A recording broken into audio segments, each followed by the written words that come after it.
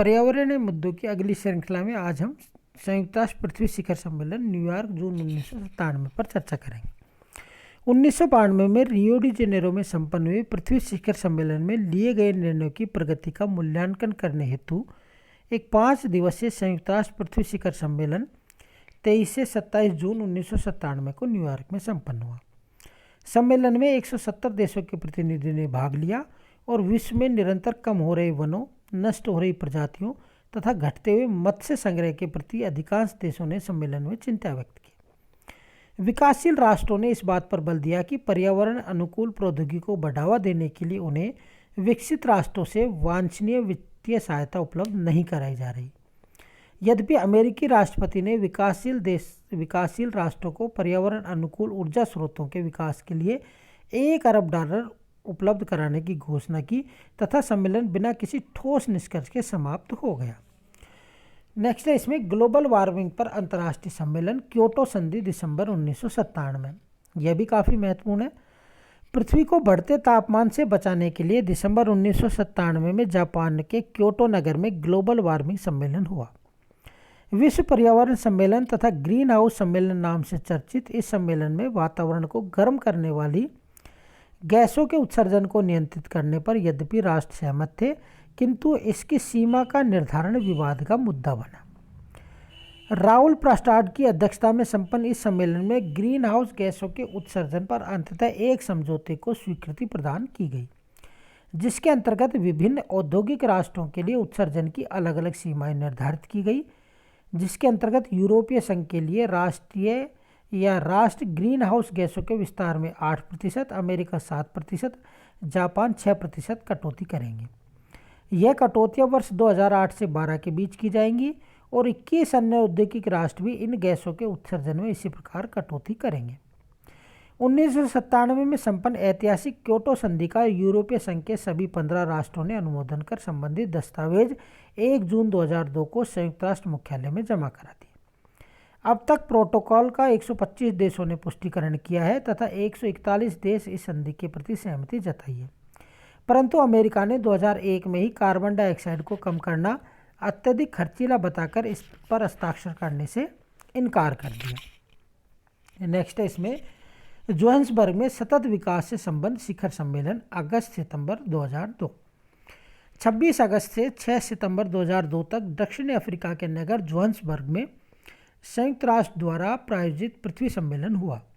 विश्व के लगभग 104 देशों के शासनाध्यक्षों के 21,000 से अधिक लोगों में, जिसमें 9,000 से अधिक सरकारी प्रतिनिधियों, 8,000 के लगभग गैर सरकारी प्रतिनिधियों और 4,000 के लगभग संचार माध्यमों के प्रतिनिधियों ने इस सम्मेलन में भाग लिया। इसका प्रमुख विषय था टिकाऊ विकास, सस्टेनेबल डेवलपमेंट। दक्षिण अफ्रीका के राष्ट्रपति थम्बो बेकी ने पश्चात प्रायोजित विकास की अवधारणा पर प्रहार करते हुए कहा कि यह विकास गरीबी की एक लंबी छाया का सर्जक है। यह शिखर सम्मेलन, जो पृथ्वी से संबंध शिखर सम्मेलन के इस 10 वर्ष बाद हुआ है, से अंतर्राष्ट्रीय समुदाय को इस बात का मूल्यांकन करने का अवसर मिला है कि क्या कार्यसूची 21 या एजेंडा 21 में उल्लेखित लक्ष्यों को प्राप्त कर लिया गया है। नेक्स्ट है संयुक्त राष्ट्र जलवायु समझौता सम्मेलन 2005। धरती के बढ़ते तापमान को कम करने के लिए संयुक्त राष्ट्र जलवायु समझौता सम्मेलन कनाडा के मॉन्ट्रियल शहर में 13 दिन चलने लंबी बहस के बाद 10 दिसंबर 2005 को संपन्न हुआ। यह एक विशाल सम्मेलन था और इसमें राष्ट्रों ने ग्रीन हाउस गैसों के क्योटो ताप संधि के निर्धारित लक्ष्य पर औपचारिक वार्ताओं में सम्मिलित होने पर सहमति व्यक्त की गई। इस संधि में औद्योगिक राष्ट्रों के लिए 2008 से 12 के मध्य ग्रीन हाउस गैसों के उत्सर्जन में कमी का लक्ष्य और अमेरिका केवल अबाध्यकारी वार्ताओं में स्वैच्छिक रूप से सम्मिलित होने पर संभव हुआ। जलवायु परिवर्तन पर कोपेनहेगन सम्मेलन, अमूमन यह भी पूछा जाता है। 17 से 18 दिसंबर 2009 को डेनमार्क की राजधानी कोपेनहेगन में जलवायु परिवर्तन पर संयुक्त राष्ट्र सम्मेलन हुआ। क्योटो संधि के स्थान पर किसी नए समझौते के लिए सम्मेलन का आयोजन किया गया था। क्योटो समझौते में विकसित देशों के लिए उत्सर्जन कटौती की बाध्यता निर्धारित की गई थी, जबकि विकासशील देशों के लिए ऐसी किसी बाध्यता का कोपेनहेगन में भी भारत ने पुरजोर विरोध किया। सम्मेलन के अंतिम दिन 18 दिसंबर 2009 को एक गैर बाध्यकारी कोपेनहेगन समझौते को स्वीकार किया।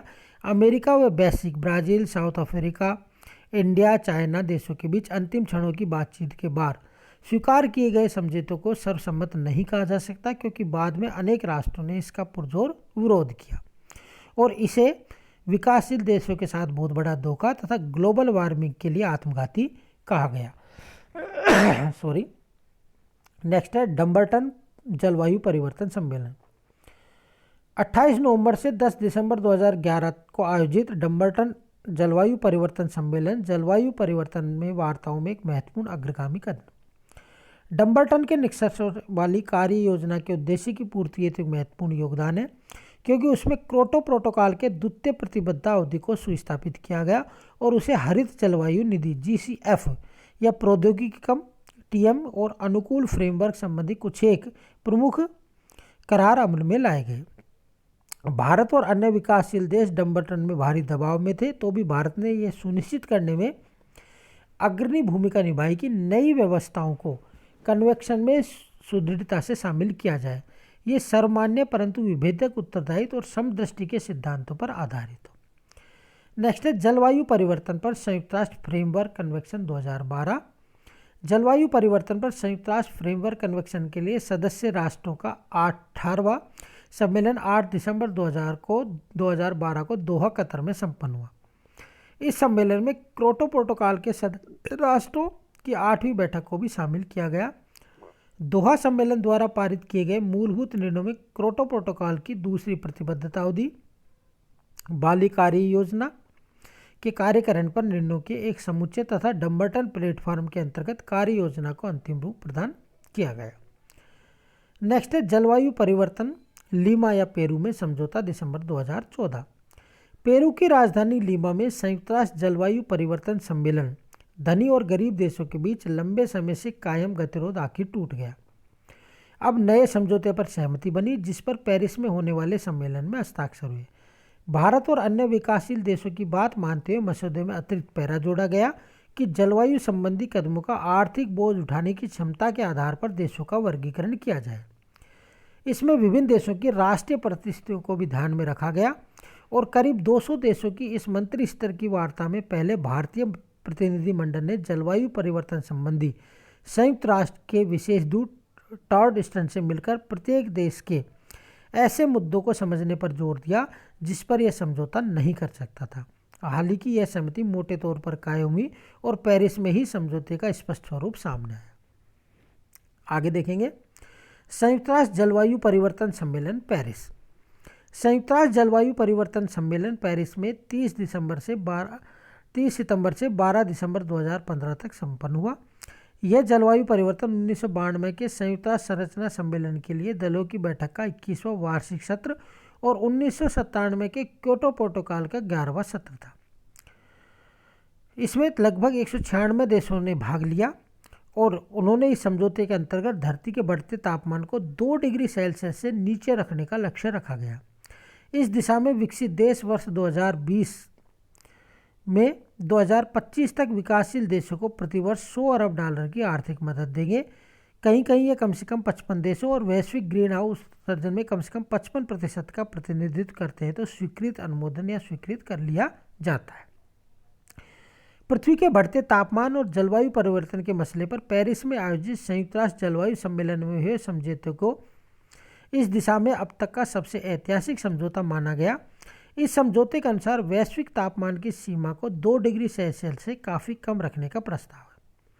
तापमान वृद्धि पर अंकुश की यह बात भारत और चीन जैसे विकासशील देशों की पसंद के अनुरूप नहीं है, जो औद्योगिकीकरण के कारण कार्बन गैसों के बड़े उत्सर्जक हैं। लेकिन भारत ने शिखर बैठक में इन परिणामों को संतुलित और आगे का रास्ता दिखाने वाला बताया। भारत के प्रधानमंत्री नरेंद्र मोदी ने सबसे महत्वपूर्ण सतत जीवन शैली और जलवायु न्याय के उद्देश्य का हमेशा ही समर्थन किया। दोनों को मूल पाठ की प्रस्तावना में उल्लेखित किया गया। यह भारत के लिए सबसे महत्वपूर्ण उपलब्धि।